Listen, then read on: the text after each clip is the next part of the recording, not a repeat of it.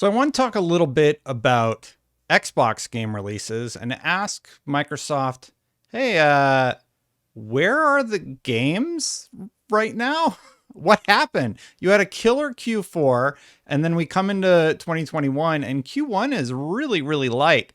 And then looking at the release list, looks like the first notable release I see is October. So when are we going to hear more about Xbox games? Let's get into it.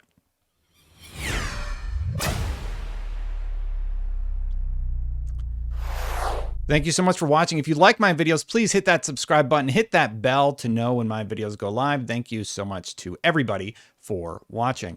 Yeah, so real quick, just looking at the Xbox list of games, in January, we have Nobody Saves the World and Paparazzi. That's fine, some indie games that are coming out. In February, on PC only, we have Total War Warhammer 3, that is coming to Game Pass. In March, we have Tunic, which looks great.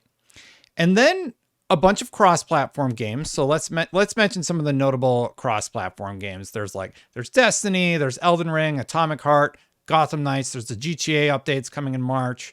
There's Marvel Midnight Suns and Sonic Frontiers.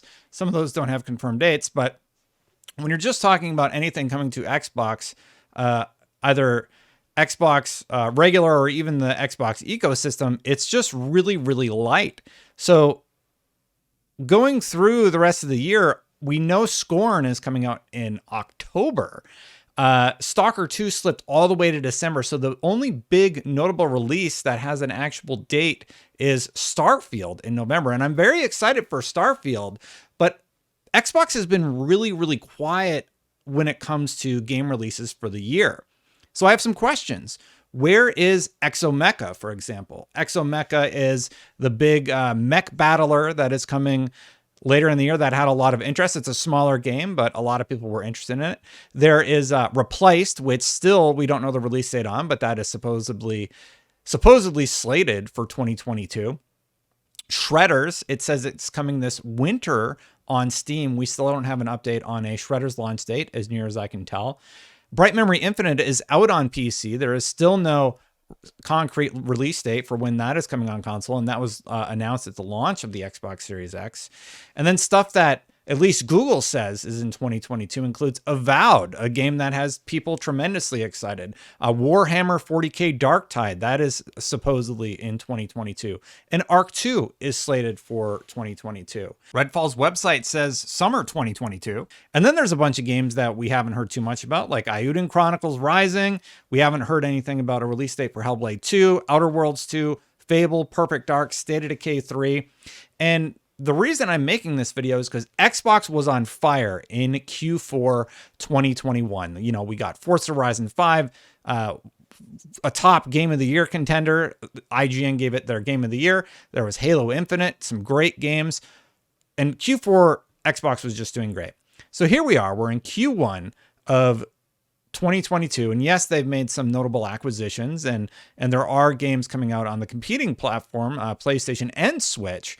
But I just feel like Xbox has a really, really light release date. So if Xbox has something coming, they need to get with the marketing, because beyond Starfield, what am I looking forward to for the remainder of the year? The only one with a concrete date is Starfield, and the only other one is Stalker 2, and that's November and December. Even Scorn, slated for October, still does not have a launch date. So maybe again, Xbox will just wait until Q4 until the games start coming out. But I would love to know what to expect throughout the year. Crossfire X turned out to be a big dud, and that's one that I was actually really excited for. So I'm a bit bummed out. Meanwhile, my PlayStation 5 is actually getting quite the workout. So in January was a little bit light. So mainly I was playing God of War on PC for the second time. There was a re-release of Uncharted, so whatever. But in February, we got Sifu, which had everybody talking. We have Horizon Forbidden West, and the reviews are making it look just stellar. In March, we have Gran Turismo 7. We have Babylon's Fall from Platinum Games. In March, we have the Xbox-owned Ghostwire Tokyo. In April, we have MLB, and granted, that's coming to everything now, but that's still a Sony game.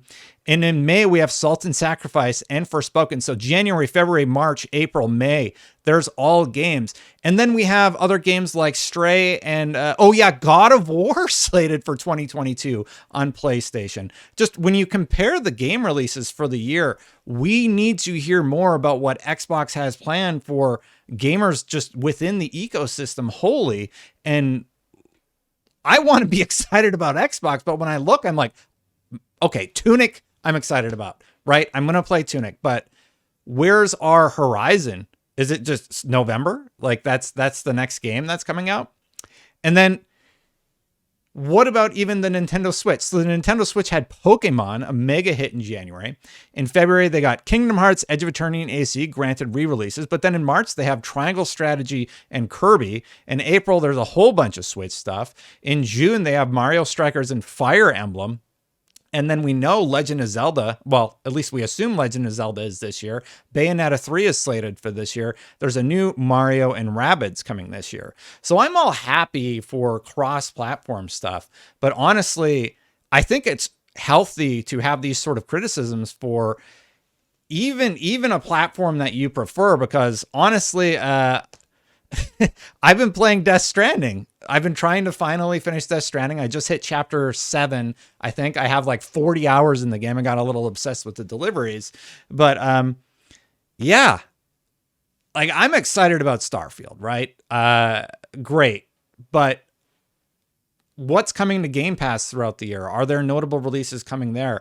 Where is any marketing from Xbox? Xbox has been fairly quiet when it comes to actually game marketing for the year.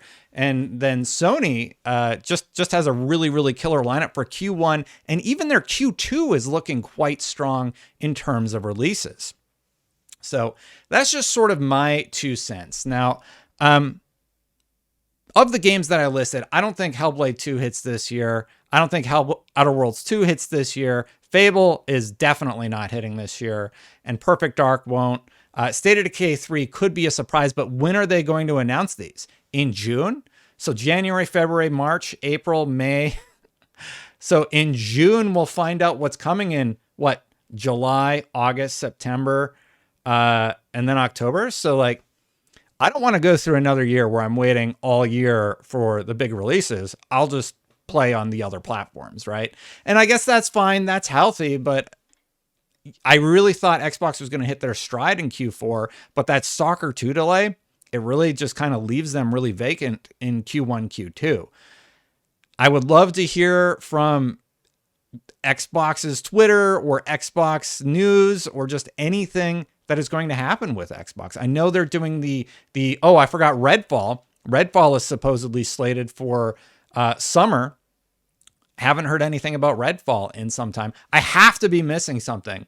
Is there some major release that I'm just not noticing that is Xbox exclusive? I always use Game Informer for these lists. Game Informer has a collection of like the games and when they're coming out every month. And I'm looking at it and I'm just like, where are the Xbox games right now?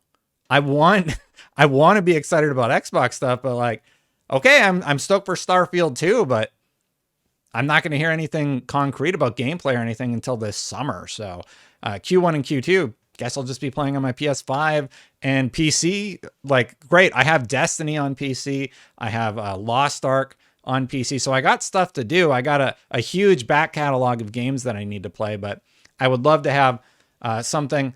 Tunic, granted, I'm excited for in March, but yeah, it is going to be a little light for the next few months. What do you think about this? Are you still excited about... Well, I'm still excited about Xbox. I hope you are too, but I think it's a important criticism to just say, hey, Microsoft, what are your plans for 2022? Is it really just November for Starfield and a summer conference for Redfall?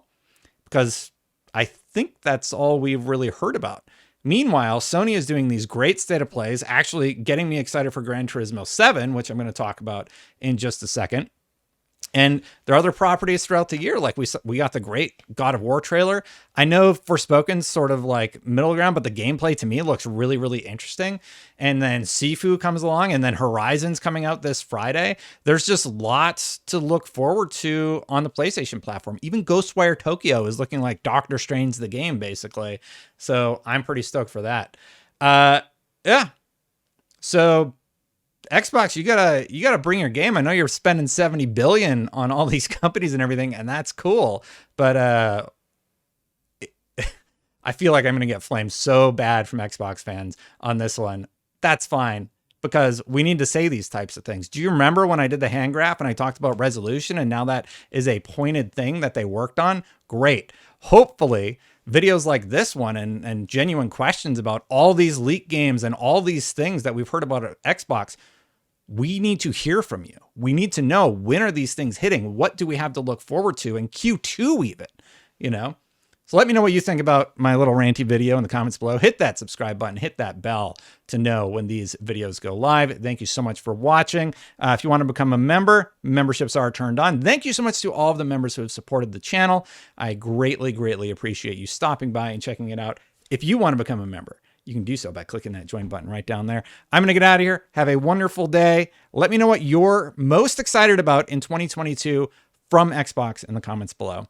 I'll talk to you more for the next one. Bye for now, everybody.